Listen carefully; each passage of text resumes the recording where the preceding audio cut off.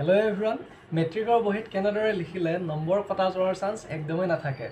আৰু এই ভিডিঅ'টোত মই মেট্ৰিকত কেনেদৰে লিখিছিলোঁ, কেনেদৰে লিখি বিজ্ঞান বিষয়ত 91 মাৰ্কছ পাইছিলোঁ, এই সকলোবোৰ কথা তোমালোকক ক'ম। চ' তোমালোকৰ নিজৰ দাদা বুলি ভাবি মোৰ কথাখিনি গুৰুত্ব সহকাৰে ল'বা বুলি মই আশা কৰিছোঁ। আৰু আজিৰ ভিডিঅ'টোত যিখিনি কথা ক'ম মই মোৰ এক্সপিৰিয়েঞ্চৰ ফালৰ পৰাই ক'ম। ময়ো মেট্ৰিকত এইখিনিয়ে ফ'ল' কৰিছিলোঁ চ' তোমালোকক মই সেইকাৰণে ক'ব পাৰিম এতিয়া যে মই কেনেদৰে কি ফ'ল' কৰিছিলোঁ সকলোখিনি তোমালোকক ক'ম। চ' এতিয়া ব'লা আমি ভিডিঅ'টো আৰম্ভ কৰোঁ। চ' যেতিয়া তোমাৰ বহীখন এক্সামিনাৰে চাব তেতিয়া তোমাৰ প্ৰথম কামটোৱে হ'ব যে এক্সামিনাৰৰ ইমপ্ৰেশ্যনটো বঢ়োৱা। চ' তোমালোকে কি কৰিবা, যেতিয়া তোমালোকক বহীখন দিব তেতিয়া তোমালোকে বহীখন চাৰিওফালৰ পৰা এটা এটা ভাঁজ দি ল'ব। কেনেকুৱাকৈ দিবা মই দেখুৱাই দিছোঁ তোমালোকক। এতিয়া চাবা, মই এটা পেজ লৈ লৈছোঁ, ঠিক আছে। এইখন যেনিবা তোমালোকৰ বহী, ঠিক আছে। তোমালোকে কি কৰিবা, চাৰিওফালৰ পৰা এনেকৈ ভাঁজ এটা এটা দিবা। এইটো ভাঁজ দি দিলোঁ, আকৌ এনেকৈও ভাঁজ এটা দিবা। মই মেট্ৰিকত কেনেদৰে ফ'ল' কৰিছিলোঁ, কি ফ'ল' কৰিছিলোঁ সকলোখিনি ক'ম আৰু এইটো যে, ঠিক আছে। চ' এইফালৰ পৰা এনেকৈ ভাঁজ এটা দিলা, আকৌ এইফালৰ পৰাও এনেকৈ ভাঁজ এটা দিলা, ঠিক আছে। চাৰিওফালৰ পৰা দিবা এনেকৈ ভাঁজ দিলা। চ' আঁচ মাৰিব দৰকাৰ নাই, এনেকৈ ভাঁজ দিলে তোমালোকৰ হৈ যাব। আৰু এই যে ভাঁজ যে দিলা, চিন এটা বহিছে নহয়, এই চিনটোৰ তললৈ নিলিখিবা আৰু ইয়াতে যি ভাঁজ দিলা এই ভাঁজ দিয়াৰ এইফালেও নিলিখিবা, তলৰ ফালেও নিলিখিবা আৰু এইফালে একদম ছাইডৰ ফালেও তোমালোকে নিলিখিবা। চ' এইটো তোমালোকৰ প্ৰথম কাম হৈ গ'ল, ঠিক আছে। ছেকেণ্ড কামটো হ'ব তোমালোকৰ বহীখনত যি ফিল আপ কৰিব দিয়ে, ৰোল নম্বৰ বা ৰেজিষ্ট্ৰেশ্যন নম্বৰ, এইখিনি ফিল আপ কৰোঁতে পূৰা চিনচিয়াৰ হ'ব যাতে ৰেজিষ্ট্ৰেশ্যন নম্বৰৰ জেগাত ৰোল নম্বৰ লিখি নিদিয়া, আকৌ ৰোল নম্বৰৰ জেগাত যাতে ৰেজিষ্ট্ৰেশ্যন নম্বৰ লিখি নিদিয়া, যাতে সাল সলনি তোমালোকৰ নহয়, ঠিক আছে। ভুল নকৰিবা চ' পূৰা ৰোল নম্বৰ, ৰেজিষ্ট্ৰেশ্যন নম্বৰ আৰু যি লিখিব লাগে সেইখিনি পূৰা চিনচিয়াৰলি তোমালোকে লিখি ল'বা। এইখিনি হ'ল তোমালোকৰ প্ৰশ্ন দিয়াৰ আগৰ ফ'ল' কৰিবলগীয়া নিয়ম আৰু নিয়ম বুলিয়ে ক'লোঁ। চ' এইখিনি তোমালোকে এনেকৈ ফ'ল' কৰিবা। পেপাৰ দিয়াৰ পিছত তোমালোকে কি কৰিবা সেইখিনি এতিয়া ক'ম। যেতিয়া তোমালোকে পেপাৰখন দিব তেতিয়া তোমালোকে কি কৰিবা, ফাৰ্ষ্টৰ পৰা লাষ্টলৈকে কুৱেশ্যন পেপাৰখন ধুনীয়াকৈ এবাৰ চাবা।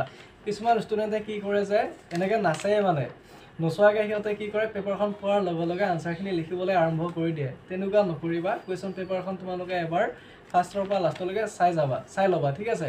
বেছি সময় নালাগে, 1 মিনিট বা 2 মিনিটৰ ভিতৰত তোমালোকে ধুনীয়াকৈ চাই ল'ব পাৰিবা। লগতে কুৱেশ্যন পেপাৰখন কেনেদৰে এটেম্প কৰিবা বা কেনেদৰে লিখিবা সেইখিনিও মই এতিয়া ক'ম। যে ফাৰ্ষ্ট কি কৰিবা, তোমালোকে চালা নহয় কুৱেশ্যন পেপাৰখন, তাত তোমালোকে গম পাই গ'লা যে কোনকেইটা কুৱেশ্যন একদম ইজি এনেকুৱা ধৰণৰ ইজি তোমালোকে চিন্তা কৰিবলগীয়াটো নহয়ে, এবাৰ চালে তোমালোকে উত্তৰখিনি গম পাই যোৱা। সেইখিনি কুৱেশ্যন লিখিবা। তাৰপিছত অলপ ডাউট থকাখিনি লিখিবা, ঠিক আছে।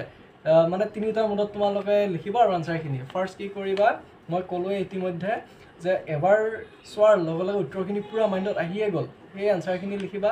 তাৰপিছত অলপ ডাউট থকাখিনি লিখিবা আৰু লাষ্টত দীঘলীয়া কুৱেশ্যনখিনি, তাৰপিছত যেনিবা অলপ বেছি ভাবিবলগীয়া সেইখিনি তোমালোকে লিখিবা। চ' এনেকৈ 3টাৰ মূৰত তোমালোকে লিখিবা, হৈ যাব। আৰু তোমালোকে কি কৰিবা, এটা কথা কৈ দিওঁ ইয়াতে, যিকেইটা তোমালোকে কুৱেশ্যন লিখিলা, যেনিবা 1ৰ পৰা 10 নম্বৰ প্ৰথম 10টা কুৱেশ্যনৰ যেনিবা তোমালোকে 9টা কৰিলা, যেনিবা এটা কুৱেশ্যন তোমালোকে পৰা নাই, যিকেইটা কৰিলা পূৰা টিক চিন দি যাবা, ঠিক আছে। তাৰপিছত যিটো তোমালোকে পৰা নাই বা এৰিছা বা পিছত লিখিম বুলি এৰিছা, সেইটো তোমালোকে ধুনীয়াকৈ পূৰা ৰাউণ্ড চিন এটা দি দিবা, ঠিক আছে, হ'ব। চ' তাৰপিছত কি কৰিবা, ট্ৰাই টু আনচাৰ চিৰিয়েলি, একাধিক্ৰমে আনচাৰবোৰ লিখিবলৈ তোমালোকে ট্ৰাই কৰিবা। এনেকুৱা কথা নহয় যে একাধিক্ৰমে লিখিবই লাগিব 1 নম্বৰৰ পৰা একদম লাষ্টলৈকে 1, 2, 3, 4কৈ, তেনেকুৱা কোনো কথা নাই। কিন্তু চিৰিয়েলি লিখিব ট্ৰাই কৰিবা আৰু। তাৰপিছত তোমালোকে কি কৰিবা, 2টা উত্তৰৰ মাজত গেপ ৰাখিবা। অৰ্থাৎ 1 নম্বৰ কুৱেশ্যনৰ উত্তৰটো লিখিলা, তাৰপিছত অলপ গেপ ৰাখি 2 নম্বৰ কুৱেশ্যনৰ উত্তৰটো ষ্টাৰ্ট কৰিবা। একদম থেপা থেপি বুলিয়ে ক'লোঁ আৰু, তেনেকৈ তোমালোকে নিলিখিবা গাত গা লগাই, ঠিক আছে। অলপ গেপ ৰাখিবা, ঠিক আছে। আৰু যেতিয়া তোমালোকে অসমীয়াৰ উত্তৰখিনি লিখিবা তেতিয়া কি কৰিবা, 1 নং প্ৰশ্ন উত্তৰ এনেকৈ লিখিবা, 2 নং প্ৰশ্ন উত্তৰ বা 3 নং প্ৰশ্ন উত্তৰ এনেকৈ তোমালোকে লিখিবা। আকৌ ইংলিছত হ'লে answer to the question number 1, answer to the question number 2, answer to the question number 3 এনেকৈ তোমালোকে লিখিবা। তাৰপিছত তোমালোকে লেতেৰা একদমেই নকৰিবা। যদি কোনোবাটো ৱৰ্ড তোমালোকৰ ভুল হৈছে বা কাটিবলগীয়া হৈছে তেতিয়াহ'লে জাষ্ট এডাল আঁচ মাৰি দিবা। তাতে একদম এনেকৈ বহুত বেছি লেতেৰা ঘঁহি তাতে নকৰিবা, ঠিক আছে। তেতিয়া টিচাৰজনৰ কি হৈ যায়, ইমপ্ৰেশ্যনটো বেয়া হৈ যায়। চ' বেছি ঘঁহি নকৰিবা, কাটিবলগীয়া থাকিলে জাষ্ট এডাল আঁচ মাৰি কাটি দিবা আৰু।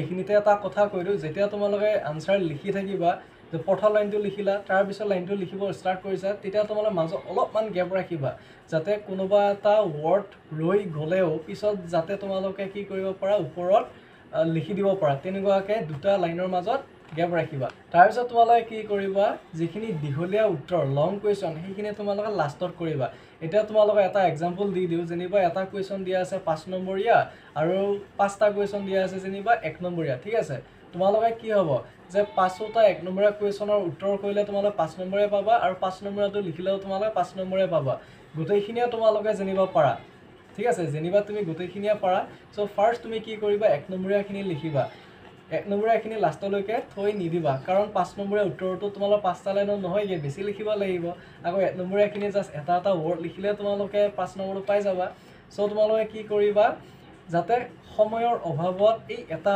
ৱৰ্ড লিখাখিনি যাতে ৰৈ নাযায় সেইকাৰণে তোমালোকে আগতে সমু উত্তৰখিনি লিখিব দিছোঁ 1 নম্বৰীয়াখিনি তাৰপিছত লং কুৱেশ্যনখিনি তোমালোকে লিখিবা ঠিক আছে আৰু মেথছৰ ক্ষেত্ৰত মই ইয়াতে কৈ দিছোঁ যে এই বাৰম্বাৰতে উলিওৱা যে থাকে বহু লোক মধ্যমা সেইবিলাক 6 নম্বৰীয়া থাকে বহুত সময় লাগে মানে তাতে যোগ বিয়োগ পূৰণ বহুত কৰিব লাগে যে সো তাত সেইখিনি অংক তোমালোকে লাষ্টত কৰিবা বাকীখিনি আগত কৰিবা ঠিক আছে যাতে এটা 5 নম্বৰ বা 6 নম্বৰ অংকৰ কাৰণে বা প্ৰশ্নৰ কাৰণে যাতে সৰু সৰু উত্তৰবিলাক তোমালোকৰ ৰৈ নাযায় সেইকাৰণে কৈছোঁ তোমালোকক ঠিক আছে ওকে তাৰপিছত তোমালোকে যেতিয়া বিজ্ঞানৰ অংকবিলাক কৰিবা আৰু মেথছবিলাকটো কৰিবা তেতিয়া তোমালোকে কি কৰিবা ফাৰ্ষ্ট কি দিয়া আছে সেইখিনি তোমালোকে লিখিবা ঠিক আছে দিয়া আছে সেইখিনি ফাৰ্ষ্ট লিখি ল'বা তাৰপিছত তোমালোকে বাকীখিনি কৰিবা কেলকুলেশ্যন ঠিক আছে আৰু এটা ইম্পৰ্টেণ্ট কথা যেতিয়া তোমালোকে ৰিপৰ্ট ৰাইটিং লিখিবা ৰচনা লিখিবা এছে লিখিবা ঠিক আছে তেতিয়া তোমালোকে কি কৰিবা যেনিবা এইটো এটা পেজ ঠিক আছে এই পেজটো যেনিবা তোমালোকে 2 নম্বৰ বা 3 নম্বৰ উত্তৰবিলাক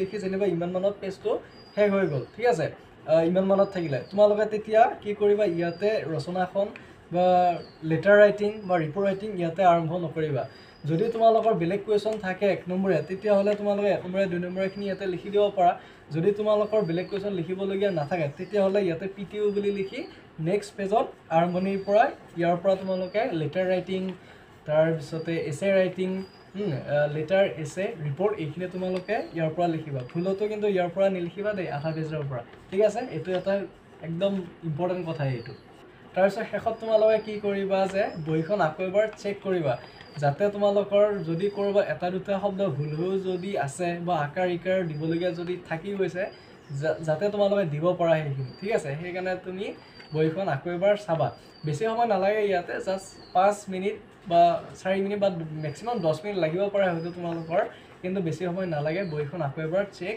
কৰিবা আৰু বহিখন চেক কৰাৰ কাৰণে টাইম তোমালোকে উলিয়াই ৰাখিবা আৰু 10 মিনিট মান ঠিক আছে সো এইখিনি ক'লো সো মই তোমালোকক কৈছোঁৱে যে মই মেট্ৰিকত যিখিনি ফ'ল' কৰিছিলোঁ সেইখিনিয়ে তোমালোকক এতিয়া কৈছোঁ মই নতুনকৈ বেলেগ একো কোৱা নাই এইখিনিয়ে মই ফ'ল' কৰিছিলোঁ আৰু এইখিনি ফ'ল' কৰিয়ে মই মেট্ৰিকত বিজ্ঞানৰ বিষয়ত মই 91 মাৰ্কছ পাইছিলোঁ ঠিক আছে গতিকে তোমালোকে নিজৰ দাদা বুলি ভাবি ফ'ল' কৰিব পাৰা এইখিনি নিয়ম আৰু এটা ইনফৰমেশ্যন তোমালোকক দিব বিচাৰিছোঁ যে আমাৰ জয়া একাডেমি ইউটিউব চেনেলত ক্লাছ 10ৰ মেথছ সায়েন্স সকলোবোৰ বিষয়ৰ ক্লাছ আৰম্ভ হৈ গৈছে অলৰেডি ডেছক্ৰিপশ্যনত লিংক দিয়া থাকিব তোমালোকে সেই ভিডিঅ'খিনি অৰ্থাৎ চেপ্টাৰৰ ভিডিঅ'খিনি তোমালোকে চাব পাৰিবা ঠিক আছে আৰু চেনেলটো ছাবস্ক্ৰাইব কৰি ৰাখিবা ভিডিঅ'টো লাইক কৰিবা আৰু তোমাৰ সকলোবোৰ বন্ধুবৰ্গলৈ ভিডিঅ'টো শ্বেয়াৰ কৰি দি দিবা সো আজিলৈ ধন্যবাদ থেংক ইউ সো মাচ